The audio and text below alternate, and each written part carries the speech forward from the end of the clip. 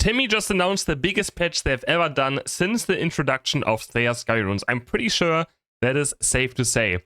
Always the good stuff happens when I'm asleep, but we got a new letter from the producer, and of course we're gonna go through all of it.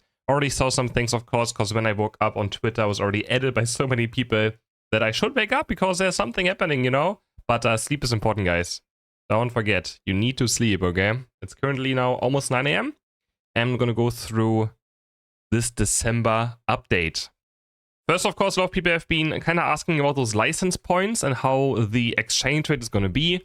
Again, there's going to be a new system how you obtain Pokemon licenses with the new update, and it changes from 10 EOS coins to 1 license point. That's how you can exchange them, and those license points per license will be between 325 and 1,960. So what that tells me is that new Pokemon you probably should still buy right now, as they can be up to, or worth up to almost 20,000 EOS coins on the next update. I'm not sure that's going to be, if they're really going to be 1,960, but it seems like at least older Pokemon will be cheaper, and newer Pokemon might be a bit more expensive. Unless I'm misunderstanding, right? But I mean, if it's 10 to 1, then 1,900 or 19,600 will be the max a license will cost, which I don't know what's right now, guys. I literally have no idea. My EOS coins are at 600,000. I don't get them to spend on anything, so I literally have no idea how much Pokemon even cost with EOS coins. I haven't bought a Pokemon with EOS coins in probably 3 years, so I literally have no idea what the max is right now. Is it like 16, 18,000? So, but if they make older Pokemon a bit cheaper and maybe the new ones a bit more expensive, I think that's a fair trade, just to get maybe, just help people unlocking more Pokemon. Who knows? But yeah, this happens on December the 4th. Oh, by the way, this entire update happens already in less than 2 weeks. So it's not far away, this update. So December 4th is when you get the new license thing. And then we also get, of course, right here, now we go to the big ones. Updates to the ranking system. Well, there's something else as well. Besides license points, we also plan to make other items, such as fashion items, holoware, and more available at the EOS coin exchange in exchange for EOS coins. Okay, I mean, sure. Whatever. There's going to be an EOS coins exchange where you can get stuff for your EOS coins. Hopefully I can use them for something useful, because I don't need license points. Anyways, update to the ranking system. That's what we're here for. Who cares about the other things? Starting after the update on December 4, there will be a new ranking system. We're preparing a new system that will make it easier for players to track their performance in battle and feel like they're progressing towards raising their rank. Main changes to the system: rank progression will change to a gauge. So you have to charge it up with points. I mean, similar to how it's right now, I guess, already. And we kind of have to do that already anyways, right? You can see right here, 26 out of 100. I mean, it's already kind of like, isn't that already the case? But it's now it's now based on performance. The better you do, the more you get, and the worse you do, the less you will get, I guess. So in addition to rank points gained or lost by winning or losing a match, players will also be able to earn rank points based on their performance in battle. For example, the team member that takes the most damage or interrupted the most goals will be awarded a title and receive extra rank points. Interrupted most goals. Yeah, I hope not most goals scored, because that's kind of like, backcapping to maybe just get more rank points is kind of weird. With the addition of performance-based titles and rank points, no matter which role a player fills on their team, their contributions will be rewarded. First, that sounds pretty good, but a performance-based ranked is always a bit questionable. It's very difficult to make it proper, but if this makes people who do 10k damage in my team get less rank points, I will be all for it. I don't care personally if I gain more or less points. That's nothing I care about. I care that people who are terrible at the game, which currently there are so many in Master Rank who are absolutely terrible at the game, who do like 10k damage on average, have a 40% win rate. If they take years longer to climb, I will be happy. That's all I care about. I don't care about my performance, about my rank points. I don't care. I just want those people who just literally should not be at the highest rank to just take years to climb. So they actually maybe start improving as well against people on their same skill level and not ruin Master Rank games non-stop. If that happens, I will be happy. I know this sounds brutal, but currently the amount of players you are matched with, it is, as I said before, if you have like under 45% win rate, even under 47, or probably under 50, you should not even get to Master Rank. You should not be able to enter Master Rank with a under 50% win rate. It should not be a thing. You should just improve in Veteran Ultra until you are positive at your win rate and until you understand how the game works before you go into Master Rank. It's, I've been saying this, so I hope this helps. And with that, we also have a new rank. We have now a Legend rank. So Beginner, Great, Expert, Veteran, Ultra, Master, and Legend. You can see the points now. So I wonder if we always start a Beginner at the start of a new season now again as well. We will see. But we have a Legend rank starting at 1000 points in Master. Okay. The top trainer is wanting a challenge. We're adding a new rank above Master rank, the Legend rank. This new highest rank will be awaiting competitive players. We'll see how that goes. But yeah, Legend rank. So I guess that's kind of cool.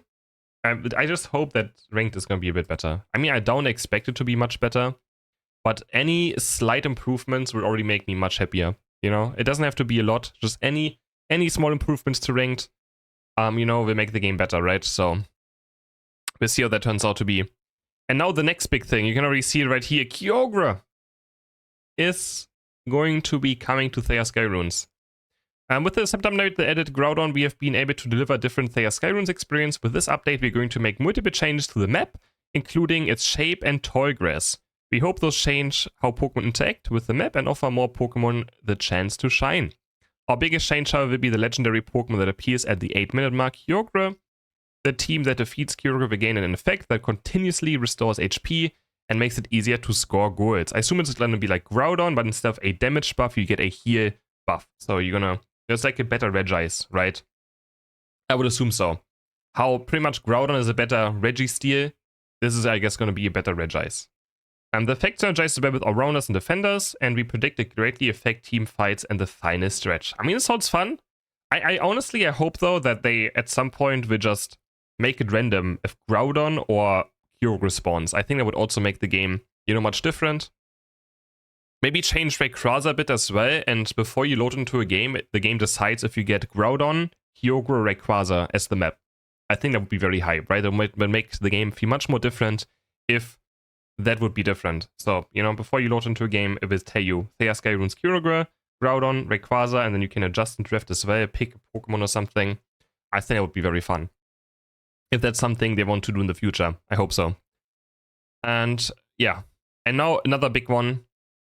There's improvement to the main menu. The shop was changed. We also changed more UI. Okay, who cares? In the main menu, no one cares. This one right here, though. This is also big. Regarding changes to XP point distribution. We'll be adjusting Battle XP mechanics in the December 18th update. Okay, on December 18th. This is a bit later. Until now, the way XP points were distributed was complex and the amount distributed fluctuated. Oh, my English is hard when you just woke up. Based on a variety of conditions, such as which player defeated the Pokemon and whether a nearby ally was holding XP share. This narrowed which held items and strategies players used and made it difficult to understand how to work together with allies along paths. We are discontinuing the system and will be changing how XP points are distributed to make leveling up with allies easier. Main change to the system, XP points distribution will change as follows.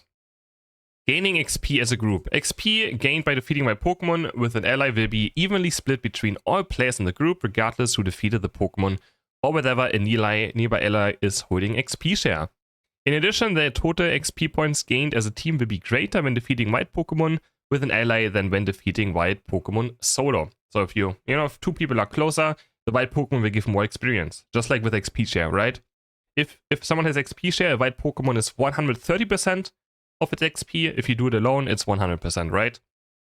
So maybe it's going to be like 70-70. So whoever gets the last hit gets 70%, and the ally next to it also gets 70%, which I think is a good change. I really do hate this entire mechanic of you get the last hit and then your ally gets less experience. It just makes it very awkward, like to play around levels properly and stuff. I do think it's much better if everyone who is around the last hit of the same team gets the same experience. I think that just makes so much more sense, right? So I do like this a lot. I will see, of course, how it plays out in games. But yeah, this change makes it important to work together. Furthermore, the total amount of XP points gained when defeating wild Pokemon in a group of 3 or more will be the same as when defeating white Pokemon as a pair.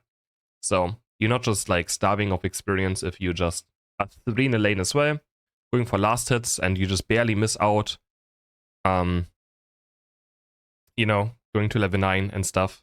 So yeah, I think it's a good change. We have to see how it's in practice, but I think the XP in this game, or the how you gain XP, had to change. It was one of my biggest issues when it comes to how the game was played. XP share way too important. Making like playing around last hits with your allies as well. Like, you're literally fighting your own allies for last hits a lot of times, right? Which is not healthy game design. You should not be competing with your own allies to get the last hit, which happened a lot. So yeah, I think that's a good change. And also, it's not going to feel frustrating, right? You're doing like a blue buff or like any camp, and then your ally just comes through, last hits it, they get all the experience, and you just get a little. It's not going to feel bad anymore. Now it feels decent, because you're like, okay, both of us got a good amount of experience. I don't lose all of it. I lose, of course, a bit of experience, but in general, as a team, we gain a bit more, which is nice, right? So yeah, I do like it. And then, of course, XP share will be changed. We'll see how XP share will be after this update. I'm not sure what they're going to do with it. And yeah. Alright, plan future improvements. Additional features for team play and communication. Play again in the same team. Button will be, okay, this is whatever. Invite players to... I think this can be abused. The button will be added to the player results screen that allows players to play again with the same teammates. The team will automatically be formed that includes all teammates who press the button and will be able to proceed to the next battle together. I hope... So if you queue up as a trio and a duo, you end up in the same team and you're like people who know each other, you could just queue as a 5-stack in ranked until the end of the day. So, we'll see. I hope that's not going to be the case. Otherwise, yeah. Well, this is one of the biggest updates. I'm excited. The XP share change is huge. Hyogura will be fun, I hope. New ranking system. And, yeah. I mean, let me know in the comments what you think about this update, but I can't wait. I mean, it sounds exciting. I need something new. And if you don't know, like, these last 3 months have been probably the worst in my content creation career in Pokemon Unite. So I need some ups. I need some ups before I'm gone from, you know, making content for this game. So yeah, I hope this changes. I hope it's fun. I hope it's good. I hope people come back and maybe check out Unite. And let me know in the comments what you think about it. And I will see you all in the next video. Bye, guys.